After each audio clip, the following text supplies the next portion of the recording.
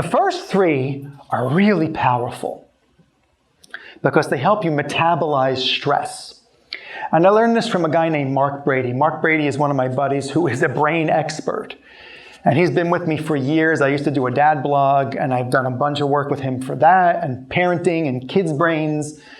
And I spoke to him more recently on some Guts podcasts, and we talked about the brain and the metabolization of stress, which is what I learned from Mark.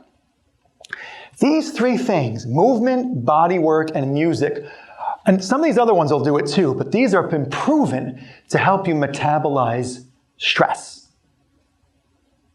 Stress being broad in some ways, it could be certain traumas, okay? It could be the anxiety that's causing stress. What happens here though, it's almost like the digestive system with the human body.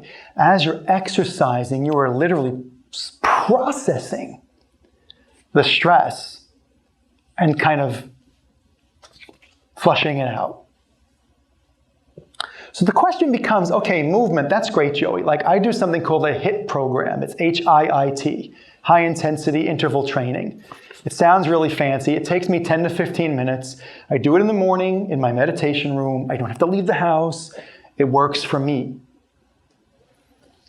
Everybody's different though.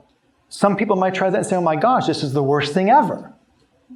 I used to like to run. For some reason, I don't most days. But some people might not be able to run. Some people, that might be it. So you have to find your it. What's going to work for you long term. Like I used to take walks with my wife. She can't really walk long distances anymore without pain. I walk with my boys when it's not -8 degrees out. But that works. And it's really refreshing because I get to do something with my kids. So this really here, you know, sometimes like there's like UW has a warm saltwater pool that works for my wife. Takes the pressure off her joints. The warm water feels good. She comes home and she's not a total wreck. So that's what works for her.